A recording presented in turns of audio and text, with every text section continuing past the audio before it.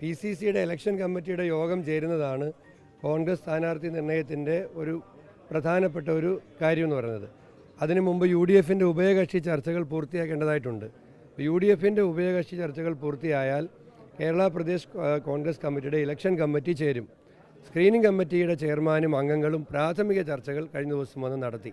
അപ്പോൾ അതിനുശേഷം ഈ പറയുന്ന എല്ലാ നിയോജകമണ്ഡലത്തിനെക്കുറിച്ചുള്ള സ്ഥാനാർത്ഥികളെക്കുറിച്ചുള്ള ചർച്ചകൾ ആരംഭിക്കുകയും എത്രയും വേഗം മുൻകാലങ്ങളിലേക്കാൾ വേഗത്തിൽ ഇത്തവണ കോൺഗ്രസിനും UDFനും സ്ഥാനാർത്ഥികൾ ഉണ്ടാകും. അത് ഞാൻ ഒരു കാര്യം കൂടി പറയാൻ ആഗ്രഹിക്കുന്നു. ഇവിടെ ഐഷ പോറ്റി കോൺഗ്രസിലേക്ക് വന്നപ്പോൾ അതിനെ വിമർശിച്ച ചില ആളുകൾ, വാക്കുകളൊന്നും ഞങ്ങൾ പറയുന്നില്ല, പക്ഷേ ഞങ്ങളുടെ പാർട്ടിയിൽ നിന്ന് സംസ്ഥാന മന്ത്രിയായി, ഞങ്ങളുടെ പാർട്ടിയിൽ നിന്ന് കേന്ദ്രമന്ത്രിയായി ഒക്കെ ആയ ആളുകൾ CPMൽ പോയിട്ടുണ്ടായിരുന്നു.